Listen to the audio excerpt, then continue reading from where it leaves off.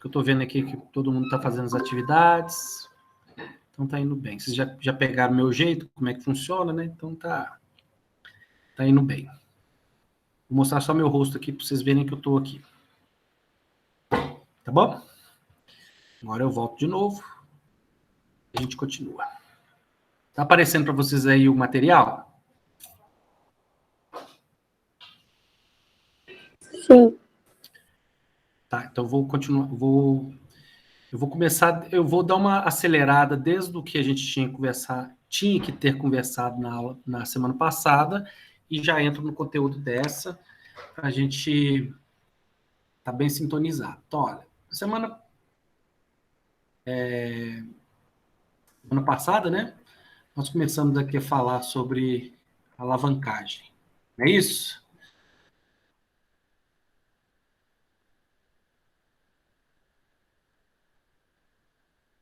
Aqui.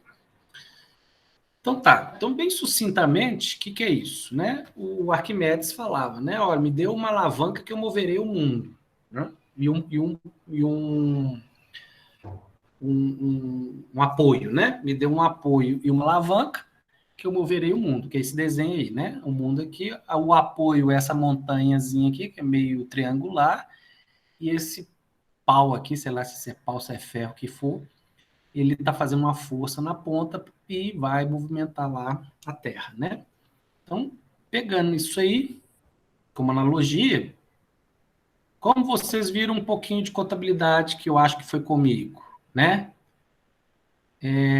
Então, alguns termos a gente vai puxar lá da contabilidade geral, tá?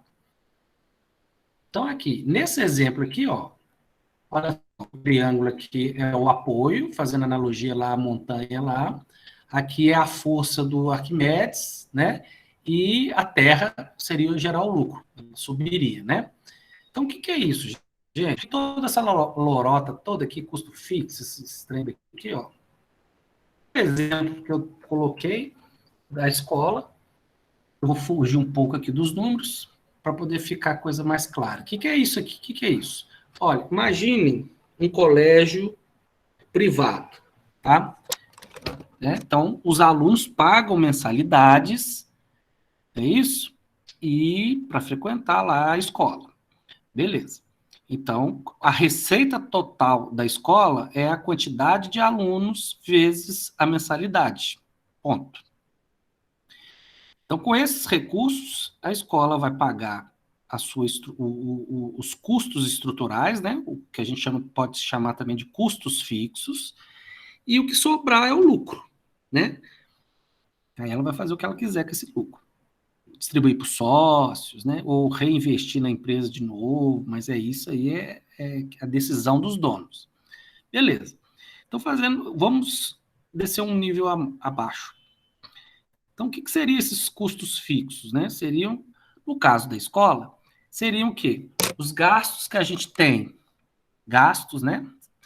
Valores que a escola tem que pagar com professores, né? Compra de material, os gastos lá com a biblioteca, o salário lá dos funcionários da biblioteca, né?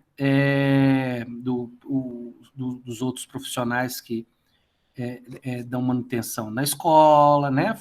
Faxineiras, eletricistas, as carteiras, os equipamentos para data show, ventilador. Então, todos esses bens são considerados como estruturais, né? Então, no caso, essa empresa é uma escola, ela não tem como finalidade ficar vendendo as carteiras dela. Ela não tem como finalidade vender o quadro, né, da sala de aula, vender o ventilador, né, vender os livros que estão na biblioteca. Não é impedido, pode ser que precise vender. Às vezes os livros estão muito velhos, vamos vender isso aqui para o sebo, né, que eles falam, né, essas lojas aí que vendem livros velhos. Vamos vender essas carteiras aqui, que nós vamos comprar umas carteiras novas, vamos vender essa aqui para essas empresas aí que compram móveis usados para vender, né? Então, beleza, vai vender por um preço baixinho lá, mas vai conseguir. Mas não é objetivo fim da escola fazer isso. O objetivo fim da escola é prestar o serviço de ensino. Então, a escola presta o serviço de ensino, o aluno recebe esse serviço de ensino e paga. Ponto. Então, suponhamos... Deixa eu ver se alguém está querendo entrar aqui. Espera aí, só um minutinho. O Gabriel está querendo entrar. Entrou. Então, vamos supor que a capacidade de uma escola seja de 1.200 alunos, né? Seja de 1.200 alunos, ou 1.000 alunos, para ficar uma conta redonda. 1.000 alunos. E aí, essa escola quer aumentar para 1.200 alunos. Beleza. Se ela conseguir aumentar para 1.200 alunos, né? Ou seja, 20%. Se ela quiser aumentar essa escola aí... Gente, só um minutinho que tem alguém que está querendo entrar aqui. Se ela quiser aumentar 20%, ou seja, mais 200 alunos, se ela não precisar aumentar o número de professores, ou seja, eu tenho muito espaço nas salas de aula que vai dar para absorver esses alunos sem ter que contratar novos professores. Isso é uma informação. Esses 200 alunos, eu vou ter que contratar mais pessoas lá na biblioteca? Não. Por ter entrado mais esses 200 alunos, eu vou ter que contratar mais faxineira, mais segurança? Não. E assim vai. Se eu não tive que investir na empresa, no caso, a escola, né? Ela é uma empresa, por ter esse adicional na minha receita, né? Porque eu vou ter um incremento aí de 200 mensalidades, mas também vou ter aí 200 alunos fisicamente. Então, fisicamente, não altera nada os meus custos. Então, com o mesmo pessoal que eu estou atendendo 1.000 alunos, eu continuo atendendo 1.200, o consumo de energia, água, etc., também é a mesma coisa. Então, eu estou alavancando o meu negócio, ou seja, eu estou aumentando meu lucro ao aumentar a entrada de alunos.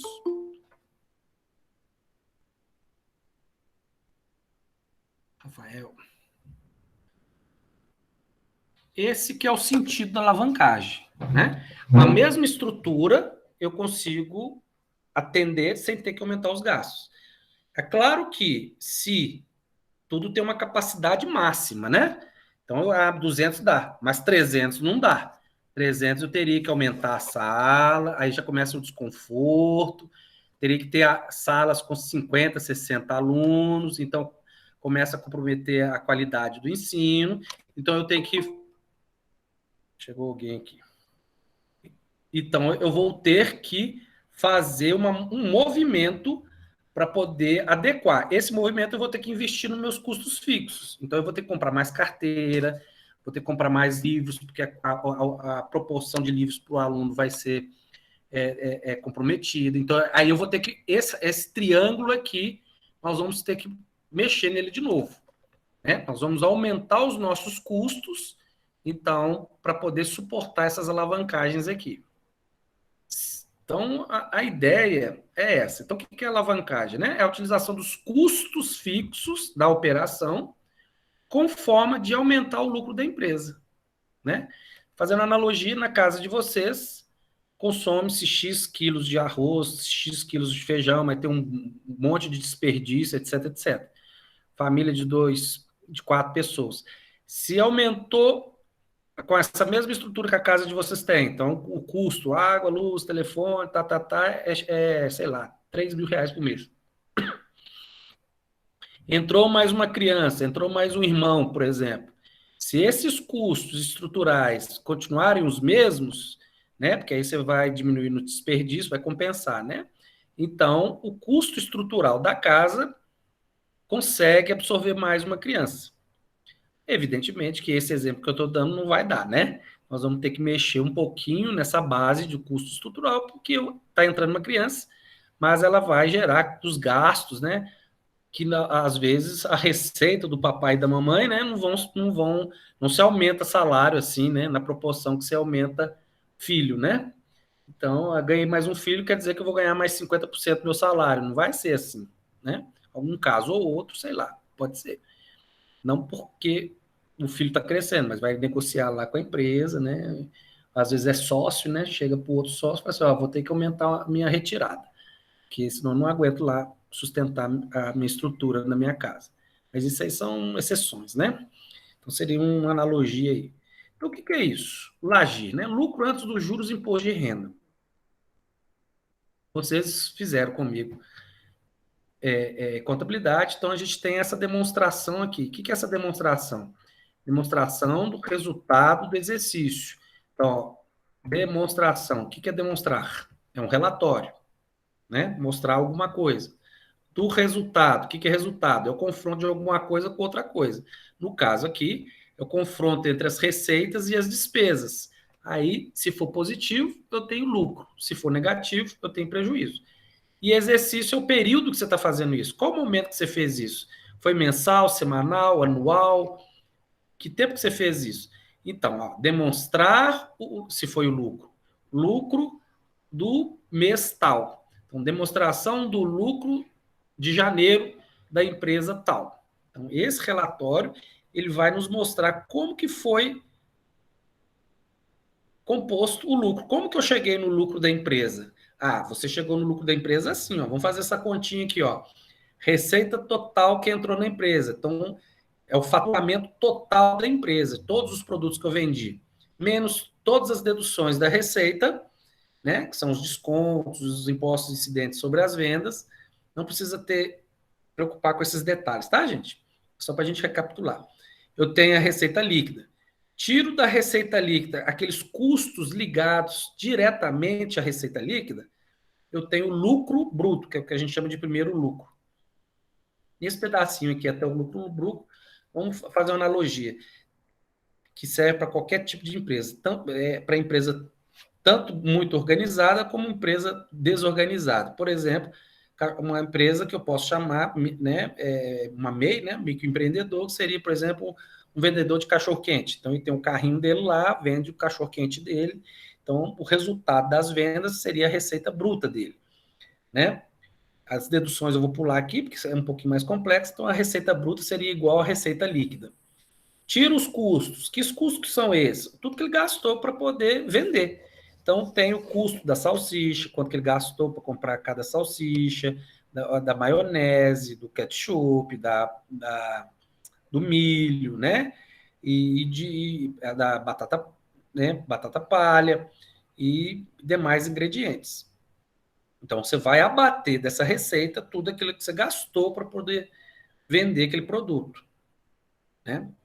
E aí, você tira as despesas, né? No caso aqui, administrativas, né? Se tiver um contador, vendas, se tiver um representante comercial, financeira, se você fizer empréstimos, aí você tem juros para pagar e outras despesas e receitas.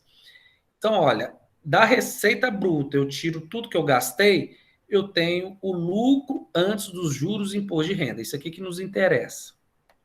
Porque imposto de renda, todo mundo tem que pagar, né? Então, aquela pergunta, né? Ah, você quer pagar muito imposto ou pouco imposto? Depende do país que você mora, né? Mas digamos que seja a resposta politicamente correta, seria você falar que você gostaria de pagar muito imposto, porque o imposto é em cima do lucro antes dos juros. Então, quanto maior o lucro, né, proporcional vai ser o imposto que o governo, que não faz nada para a gente, ou pelo menos parte, né, ou deveria, vai levar sem passar com a gente o dia a dia, né, as dificuldades de vender, comprar, né, os aborrecimentos, as angústias, né, os riscos, ele não participa, ele só quer o resultado. Então, por isso que esse relatório, que é a demonstração do resultado do exercício, o governo fica de olho nele, porque é aqui que ele pega a parte dele. Então, nesse lagir aqui. Bom, feita essa recapitulação da DRE, né, que é onde que o governo pega a parte dele e os sócios da empresa também pegam a parte deles. Nós temos aqui, então, o grau de alavancagem operacional. O que é isso? Isso aqui é primeiramente um facilitador, né, para você construir cenários. Os administradores das empresas, gente, eles precisam ter informações no tempo presente e fazer simulações do futuro. Olha, se eu fizer essa expansão, vai acontecer o quê? Se eu aumentar minhas vendas, vai acontecer o quê com o meu lucro? Então, eu preciso de algumas informações para tomar decisão hoje. Olha, será que eu aumento a capacidade produtiva da minha fábrica? Que se eu aumentar, a lógica é aumentar mais produto e eu vou vender mais. Mas isso faz sentido? Será que eu vou conseguir vender? Será que eu vou atingir o objetivo que eu quero? Tudo é planejamento. Aqui no Brasil, nós temos um povo muito preguiçoso. Os nossos empresários, né? Eles são muito preguiçosos. Eles se contentam com pouco, né? Não tem preguiça de planejar, tem preguiça de pensar. Não é falta de conhecimento, não. Nosso país tem um dos maiores especialistas, né? Na área de finanças, né? Nós somos muito bem ranqueados em termos de tecnologia, não devemos nada para ninguém. É cultura nossa mesmo, é que a cultura que eu já ganhei, não, agora eu quero descansar, agora, e vende o negócio, né? Então, não é o Ederson que está falando, não, isso é uma percepção aí do mercado de capitais aí. Então, o brasileiro, aquele que enxerga, né, um pouquinho mais, né, sai dessa mesmice, você pode contar aí nos dedos, e são aqueles bem-sucedidos, são os empresários bem-sucedidos, empresários brasileiros bem-sucedidos, né? Eu estou fazendo essa crítica para poder, vocês são muito jovens, porque vocês serão os empresários, né, os trabalhadores, os funcionários de amanhã, os gerentes, os supervisores, né? Então, por favor, lembre-se disso. Estudar é para sempre. Então, a gente que, por exemplo, eu estou um pouquinho mais, né? Muitos de vocês eu posso ser até avô, né? E estou estudando até hoje. Antes de dar aula para vocês, eu sentei e estudei. Isso não é pecado nenhum, porque para eu chegar onde que eu estou, eu tive que ter essa disciplina. E vocês, eu aconselho que tenham essa disciplina. Dá para fazer tudo, basta dividir o tempo. Né? Dá para brincar, dá para namorar, dá para sonhar, dá para dormir, dá para fazer tudo, desde que vocês planejem o tempo, né? Então, quando vocês entrarem para a área profissional, quando vocês começarem a trabalhar, lembrem-se disso. Olha, estou trabalhando na atividade tal, mas eu vou destinar um tempinho do meu tempo para estudar. Estudar. Tanto para a atividade que você está fazendo, como também para outra. Olha, eu estou trabalhando aqui, mas é um trampolim, eu não gosto desse serviço aqui, não. Eu acho que eu poderia fazer tais atividades. Eu posso ser engenheiro, o que for. Bom, então, tira a bunda da cadeira e vai estudar. Vai correr atrás do seu sonho. Hoje eu preciso estar nesse emprego porque é ele que me sustenta. Então, faça da melhor forma possível. Mas, já que o seu sonho é outra coisa, então é igual marcha de papagaio, né? Você só vai dar um passo depois que você sentir que o terreno está firme. Então, eu fiz esse parênteses aqui para poder contribuir com a formação de vocês aí, no sentido profissional, né? Sonhar, gente, é muito gostoso, tal, né? Mas quem chega primeiro, bebe água limpa. Esse ditado é velho. Então, o GAU, ele é uma forma matemática para poder você construir esse cenário de uma forma rápida, né? Olha, se eu... cadê um exemplozinho aqui? Eu acho que está aqui embaixo. Aqui.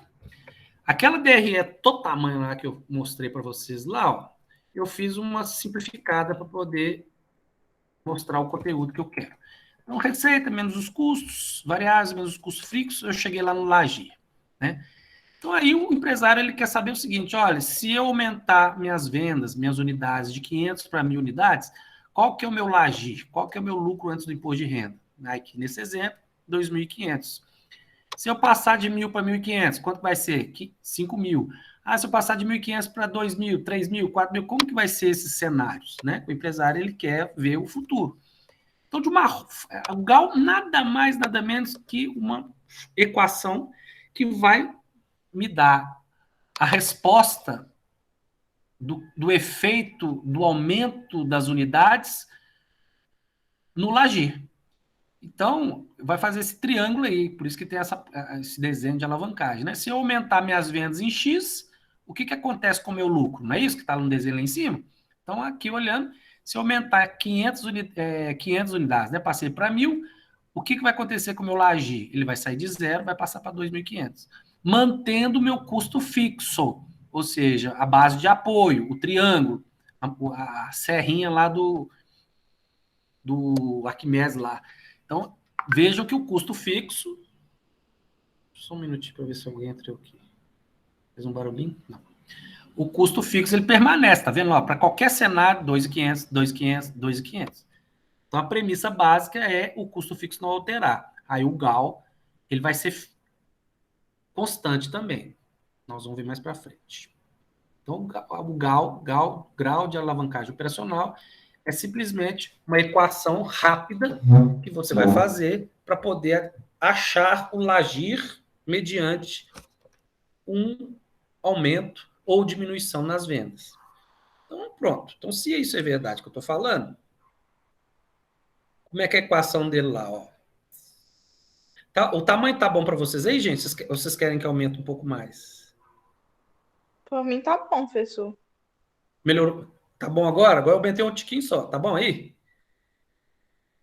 Tá bom, e dá pra aumentar e diminuir na nossa tela também, pelo menos pra mim dá.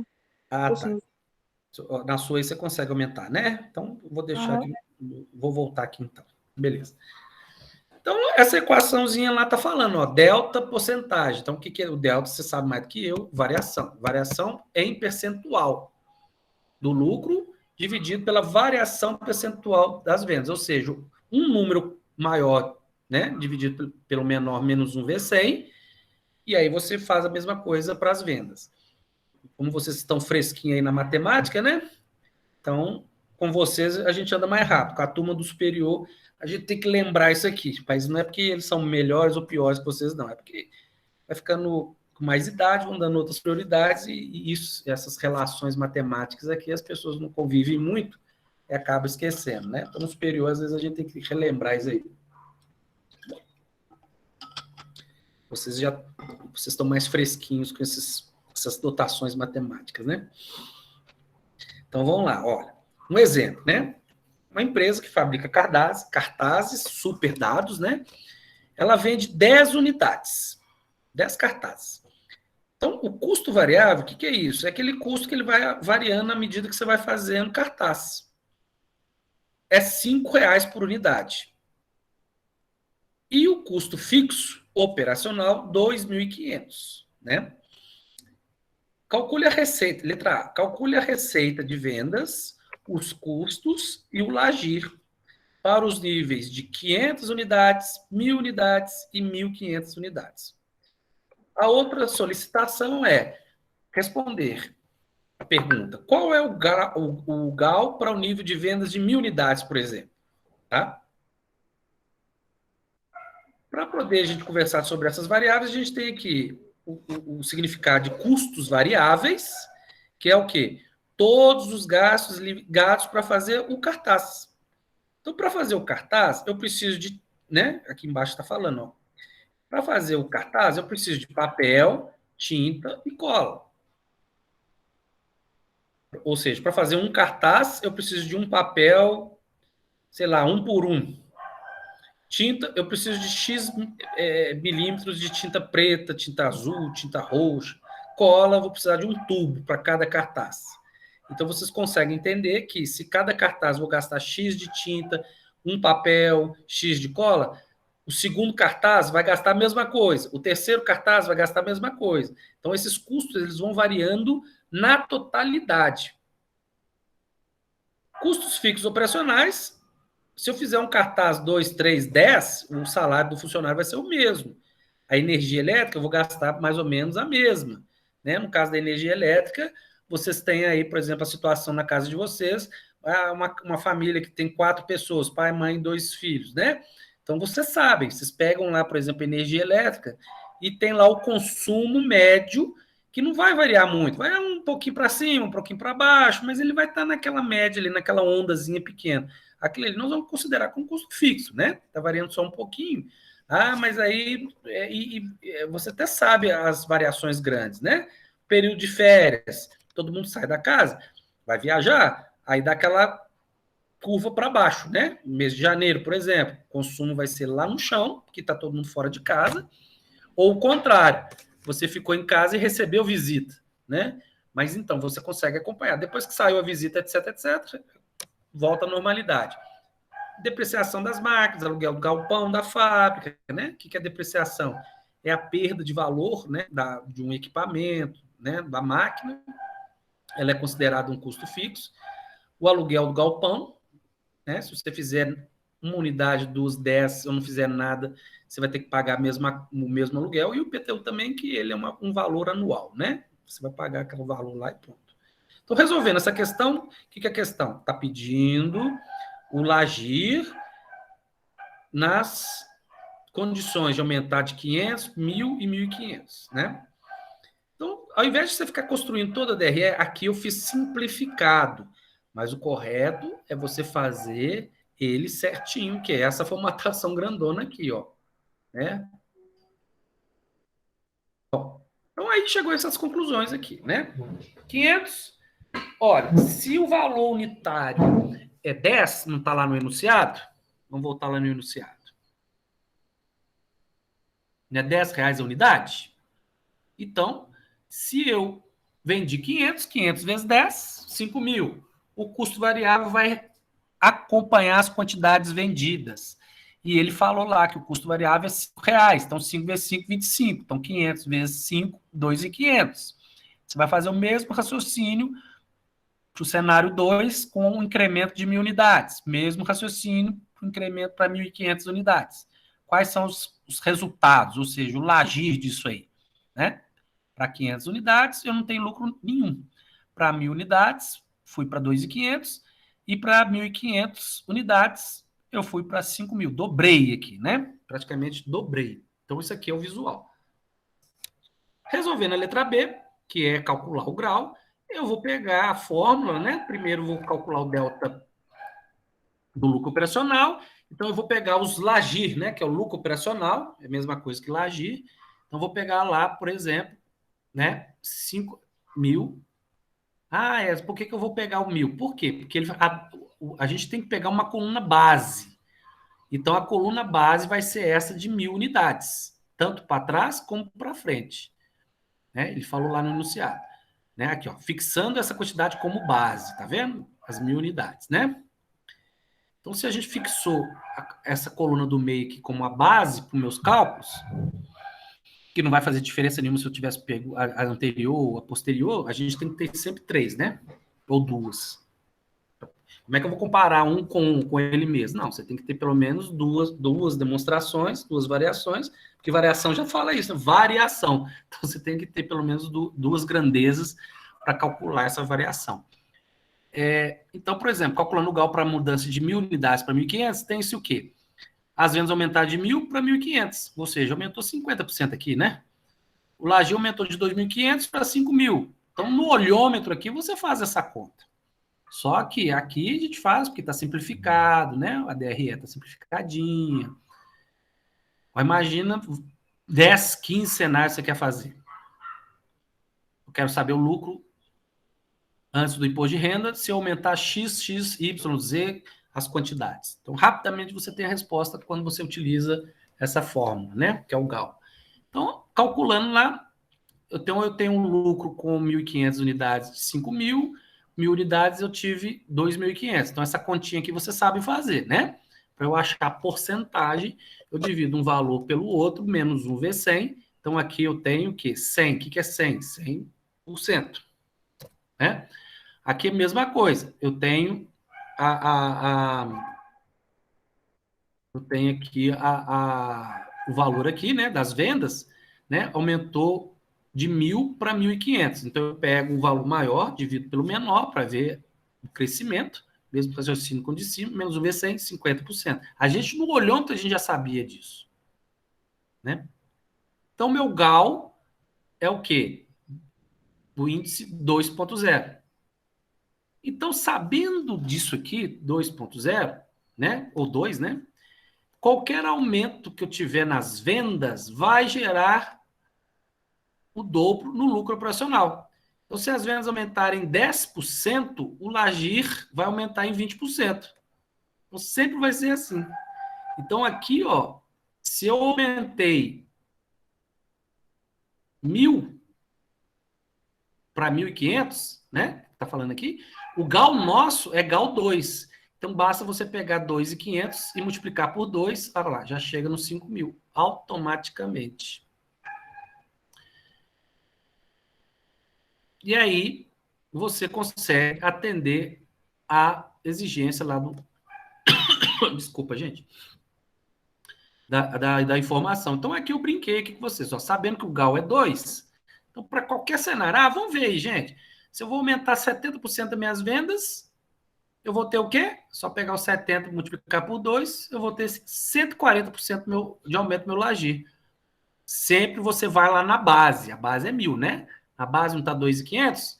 Então, eu acrescento 140% em 2.500, eu vou chegar no lagir que corresponde a um aumento de 70%. Vamos no outro lá. Aumentar 80% nas vendas. 8 vezes 2, o GAL não é 2? 8 vezes 2, 160. Quer dizer, então, que se aumentar as vendas em 80%, o meu lagir vai aumentar 160%. Sempre pegando o lagir da base e eu aumento a porcentagem correspondente. Então, eu pego lá os 2.500, 160, né? Vocês sabem fazer, né? Se 100% é 1, passou aqui de 160, então vai ser o quê? Você tira o 1 aqui da frente, 2,6, né? Então, você vai multiplicar por 2,6, vai passar, aí você faz essa continha, eu chego a 6.500. Outra, vou aumentar 100% das vendas. 100 vezes 2, meu GAL é 2, 200 é o lagir, né? Então, vai aumentar 200%. Na verdade, você vai multiplicar por 3, né? De cara, a gente já sabe aqui. Então, você vai pegar os 2.500, vai acrescentar aí um aí na frente, então vai ser 3. Então, 2.500 vezes 3, 7.500. E por aí vai. Aí você vai brincando. Então, aí você mostra, aí o empresário ele quer ver isso aqui, ó. A base minha, né? 1.000 unidades, 2.500. Então, eu vou brincando aqui, quantos por cento que eu quero. E aí, essa linha aqui, eu acho ela automaticamente. Não preciso fazer essas contas aqui, ó, receita, custo variável, custo fixo, não preciso fazer nada disso. Eu já chego, aqui foi uma forma de comprovar que a gente está certo, né? Eu fiz aqui uma demonstração. Mas você não vai precisar fazer nada dessas 3 colunas, dessas 3 linhas aqui, não. Você não precisa preencher isso, né? Basta calculou o GAL uma vez, então esse cenário você pode 100, 110, 120, 150, 1.000, 1 milhão. Você pode brincar aqui até, né? Vai seguir sempre esse raciocínio, né? Vai sempre pegar a porcentagem que está sendo aumentada nas quantidades. Nesse caso, o GAL é 2, vai multiplicar, e o seu lagir, então aí você aplica essa porcentagem em cima do lagir da base. Aí você vai achar o correspondente à porcentagem que você está querendo encenar. Bom, isso aqui é o que nós falamos. Tem o capital de giro, né? O que é o capital de giro? O capital de giro é aquele, vamos supor, aquele... Sabe quando você está correndo, né? Uma maratona, aquela coisa toda? Você fez um monte de testes, treinamentos, etc. Aí você chega à conclusão que, olha, para eu chegar bem, ou bem na raça ali mesmo, eu consigo aí correr 20 quilômetros em, sei lá quantas horas, nem sei, não tem nem a proporção. 20 quilômetros em 4 horas, sei lá, né? E aí, quando você chega 20 quilômetros, você está, né, até roxo. O que é o capital de giro? É um algo mais, né? Uma energia que você tem, que está dentro de você, que se precisar, você vai. Então, se em alguma situação, né, você está chegando lá quase nos 20 quilômetros, aí vem um monte de cachorro atrás de você, aí você tem que correr mais uns 500 metros para poder safar, né? Mas você já sabe que sua média é só 20 quilômetros, mas agora aqui vai ter que surgir aqui um plus aqui para eu poder me sobreviver. Então você chega aos 20.500, né, na raça aí. Tô brincando aqui para poder dar apresentar esse conceito. Então, o capital de giro é aquele, no caso das empresas, é aquele valor que vai sustentar algumas emergências, né? Olha, se você só tem R$ 1.000, aí você comprou R$ 1.000 em produtos para fazer cachorro-quente. Pãozinho, salsicha, tá. É aquele único dinheiro que você tem. Nem para comer você tem. Você comprou aquele... Gastou todos os R$ 1.000 apostando que vai vender os cachorrinhos quentes ali de noite. Beleza. Pá, fez lá, fez os cachorros, chegou lá para vender. Suponhamos, isso é utópico, tá, gente? Suponhamos que todo mundo que chegou para comprar o cachorro quente pediu para pagar depois, né? Aí você, para não perder a clientela, você vai fazer uma pagar depois quando, né? Ó, você tá lá na feirinha no sábado. Ah, sábado que vem, mas aí você até cai, né? Sábado que vem, né? Os olhinhos ficam tudo vermelhinho, né? Começa a chorar, né? Tudo bem, para não perder a clientela, o cara também já comeu, as pessoas já comeram cachorro quente também. Então tá, não tem outro jeito. Aí, como que você vai sobreviver de um sábado até o outro para receber o dinheiro? Esse é o capital de giro.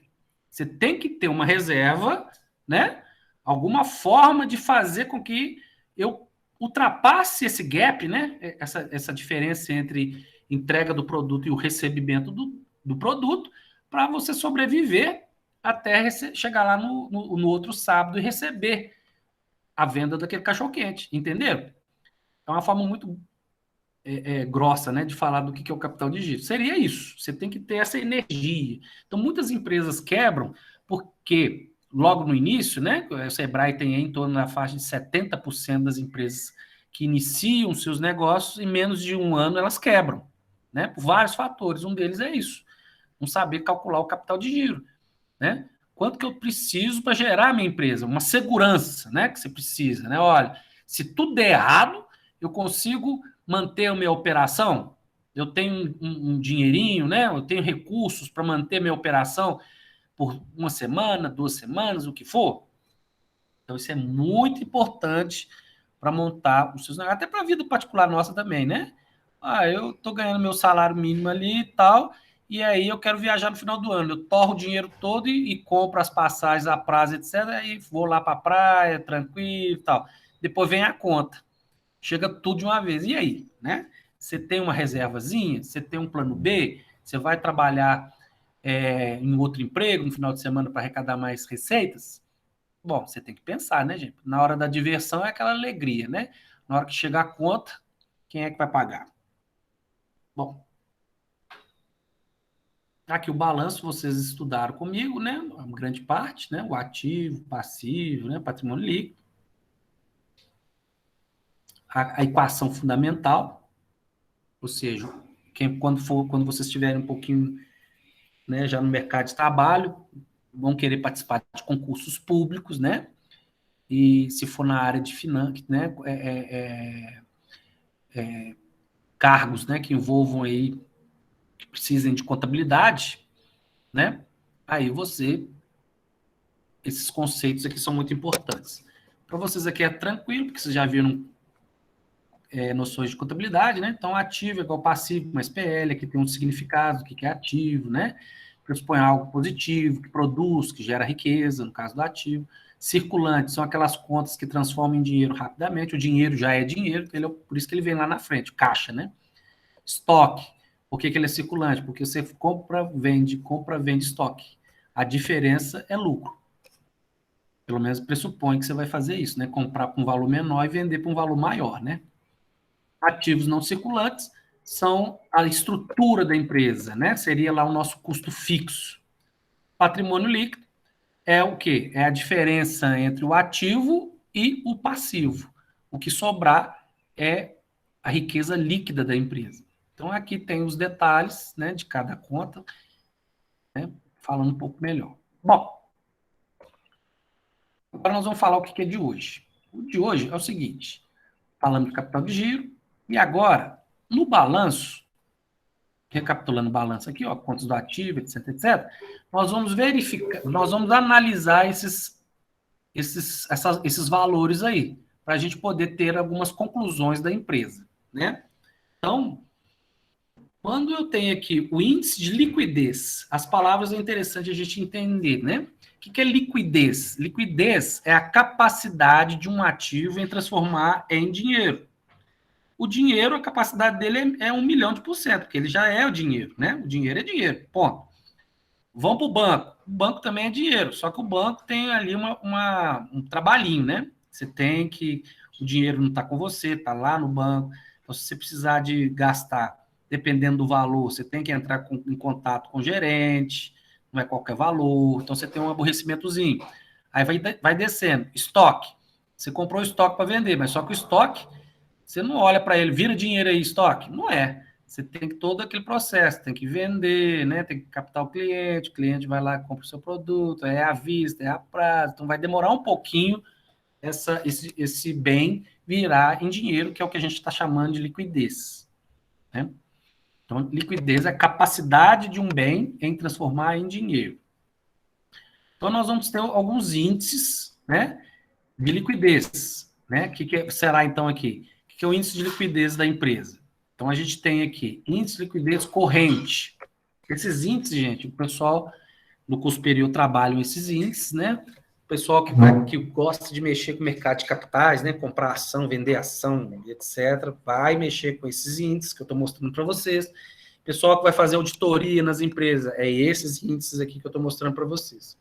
Eu estou mostrando aqui uma ferramenta de alta técnica aqui para vocês, pelo menos, ter uma noção, e aqueles que quiserem militar para a área de administração, no futuro, vão poder aprofundar mais. Então, o índice de liquidez corrente, né? Capacidade de um bem gerar, né? Transformar em dinheiro. Nós temos aqui a fórmula. Então, o que você vai fazer? Pega o ativo circulante sobre o passivo circulante. Por isso que lá o balanço, ele já está todo formatado para você só captar os números, tá vendo? Ativo circulante, vai somar aqui dinheiro, banco, mercadoria e cliente, né? 8,6, 14, 15, 16, 17. Então, 17 mil, né? Ativo não circulante, 43, 47. Já tem aqui. Então, é só garimpar aqui os dados e alimentar a equação. Então, feito, montado a equação, então a gente tem um exemplo aqui, ó. Se em um determinado momento o ativo circulante de uma empresa é igual a 35 e o passivo 27, joga lá na fórmula, 35 sobre 27 vai dar 1,30. Qual que é a leitura desse número? É o seguinte, aí que tá. Numerador, denominador, né? Então, 1,30 quer dizer o quê? Para cada R$1 de passivo circulante, para cada R$1 das minhas dívidas, que passivo circulante não é dívida, para cada R$1 de passivo circulante, eu tenho 1,30 de ativo circulante para poder pagar. Olha que bacana. Então, essa empresa, em termos de liquidez, ela está bem. É claro, para você falar se está bem, se está ruim, você tem que comparar, né? Não, 1,30, beleza. Então, para cada R$1 de dívida, eu pago e ainda sobra 30%, se quiser trabalhar com porcentagem, né? Ou 30 centavos para cada unidade. Ah, eu estou bem demais. Aí, na hora que você olha o seu concorrente, o índice de liquidez dele, corrente, está 4. Aí você vai baixar os olhinhos, né? Bom, eu estou bem, mas tem gente que está muito melhor do que eu. Então, essa questão de valor, se está bem ou se está ruim, você tem que comparar, né? Mas, se não tem comparação nenhuma, só de estar acima de 1, então, o parâmetro de liquidez é 1. Então, se ele estiver acima de 1 ou próximo de 1, a realidade é uma, né? Tá ficando ruim, mas pelo menos ainda consegue pagar tudo e não sobra nada. Por exemplo, se a liquidez for 1, né? Tudo que ele deve, se ele for pagar, ele paga, mas também não fica com nada. Nesse caso aqui, 1,30, ele paga toda a dívida dele e ainda fica com 30% da sua riqueza, se a gente for trabalhar com porcentagem. Raciocínio agora para os outros índices é a mesma coisa. O índice de liquidez é a mesma coisa. Tanto é que aqui, ó, se eu tirar estoque, fica igualzinho o índice de liquidez corrente, né? O que eu quero saber? Olha, tira do estoque, que o estoque ele é componente lá do ativo circulante, mercadorias em estoque, tá vendo? Ele faz parte do ativo circulante. Vamos tirar esses 2 mil, ou o valor que for, né, do ativo circulante, vamos ver como é que fica a liquidez, né? Então, essa é a equação. Então, é o mesmo raciocínio, 35 mil. Lá, mas dentro desses 35 mil, tem 10 mil que é estoque. Então, vamos tirar esses 10 mil do estoque, então vai ser o quê? 25 mil dividido pelos mesmos 27. É lógico que se o denominador está maior do que o numerador, vai cair, né? Então, a interpretação do número foi 0,93. Isso aqui é ruim, porque está menor do que 1, né? Então, quanto maior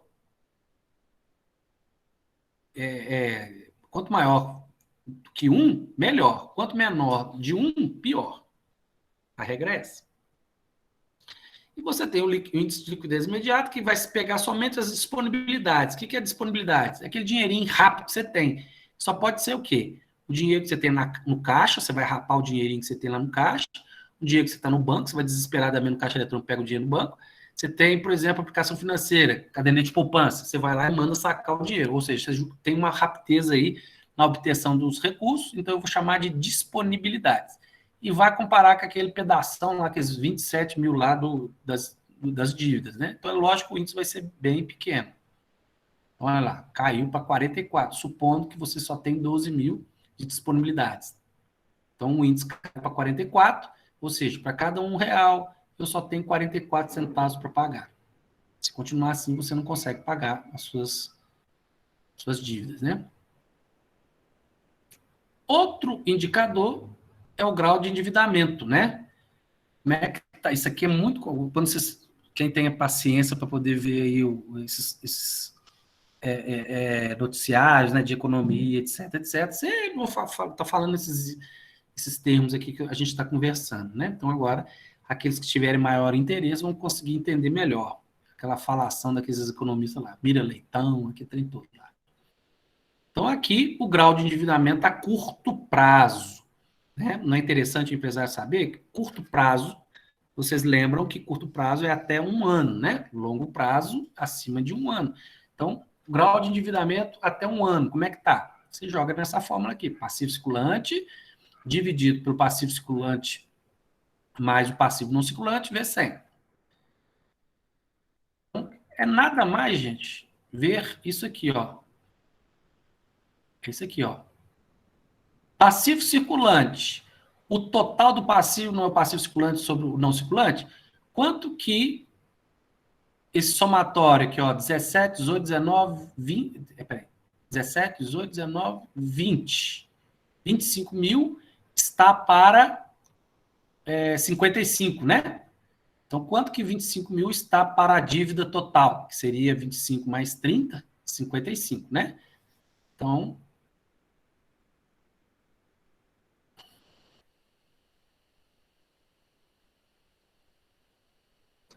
aquele exemplo lá seria isso. Só que aqui é outra montagem, né? Se um determinado momento o passivo circulante de uma empresa é igual a 40 e o passivo não circulante é igual a 30, qual será o valor da liquidez, né? Ou seja, o total da dívida é 40 mais 30, 70. Só que eu quero saber a curto prazo o que eu tenho que pagar. A curto prazo, que é o circulante, é 40 mil.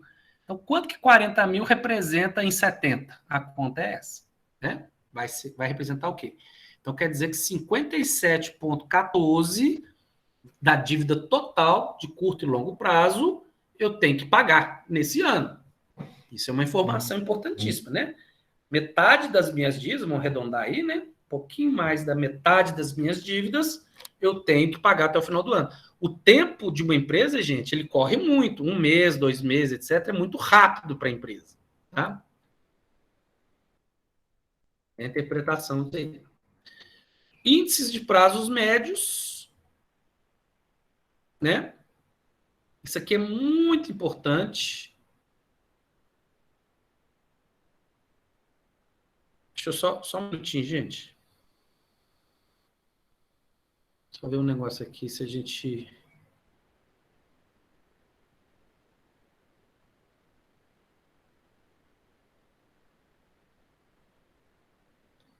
Aqui.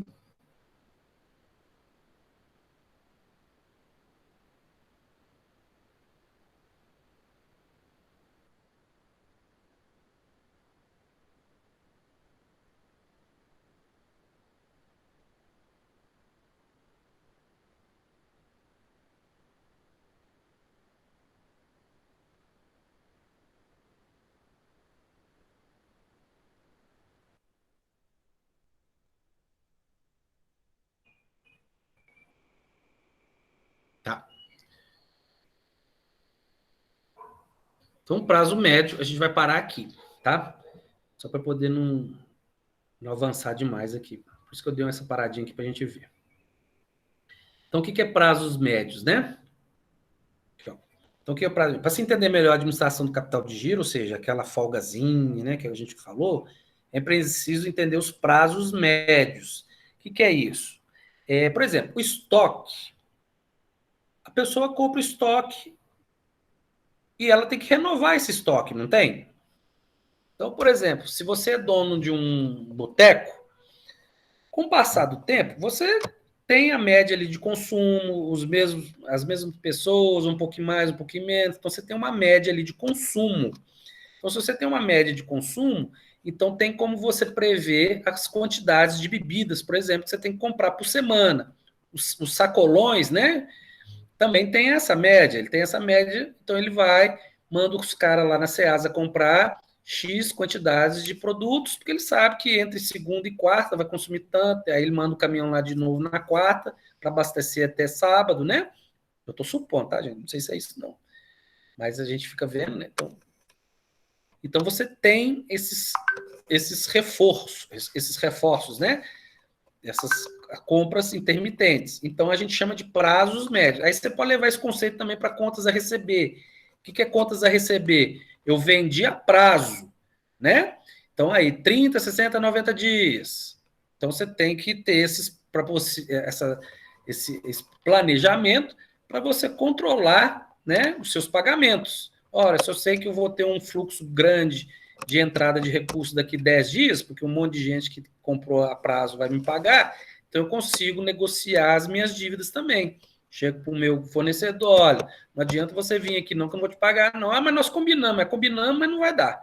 Então isso é negociação, né? Você vai negociar, não é dar o cano não, que eu estou falando, né? Você vai negociar com o cara e isso funciona na prática, gente, violentamente para os grandes. Tem empresa que fecha o contrato com o fornecedor, olha, semanalmente eu te pago. Mas aí deu problema no caixa, olha, semanalmente, mas eu vou te pagar de 15 em 15 dias. Mas nós acordamos, não, eu te compro quantas toneladas, né? Ah, então tá, né? Aí vai, eu tô falando questão de negociação, né? Vai aceitar ou não.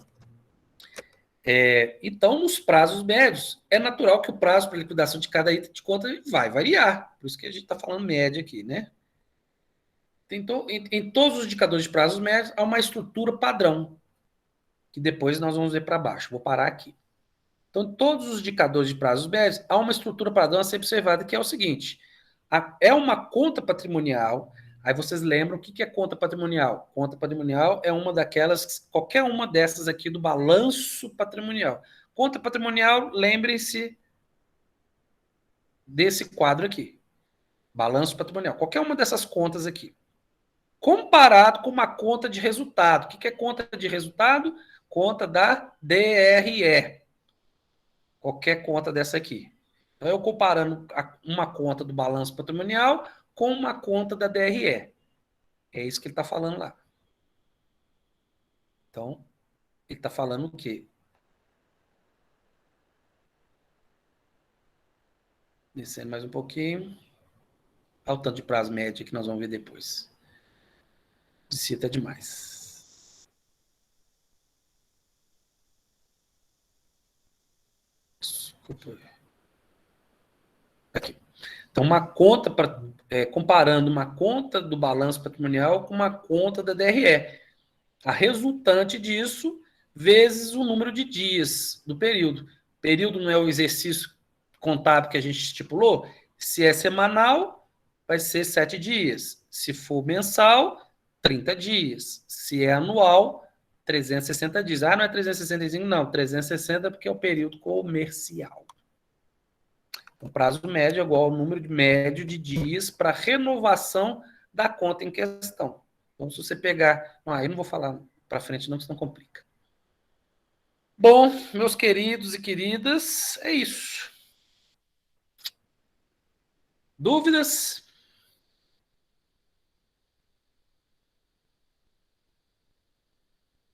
Se não há dúvidas, há dívidas, tá? Não tenho dúvida não, professor, por enquanto, eu acho. Tá tranquilo, né, Milena? Ah, então tá bom, Rafael. Então tá, gente. podem, agora eu estou à disposição full time, tá? Então vocês podem ficar à disposição. As minhas aulas sempre vão estar nessa sala de aula. Estou vendo aqui que só 24 entraram. Então vocês avisem, se puder, os demais, que hoje eu não vou dar falta, não, mas na próxima aula eu vou dar. Ok? A presença nas aulas estão valendo ponto, pessoal? Não, mas eu quero ver vocês. Mas não tô perguntando para isso, não. Vou continuar vindo, mas é só. Porque tem Porque uns. tem professor que está cobrando, não tá? Tem. Oi? Sim, eu falei que tem. Tem professor que tá Ah, cobrando. tá. Eu não escutei. Então, como eu tive a questão minha de afastamento, né? Então, eu acho justo nem no encontro passado, nem neste eu fazer isso, tá? Entendi, professor. Obrigada. De nada. Então tá jóia, gente. Muito obrigado e até a próxima. Até, professor. Tchau. Muito obrigada, professor. Tchau, tchau. Tchau, tchau. Tchau, professor. Obrigada pela aula. Eu que agradeço, Júlio. Tchau.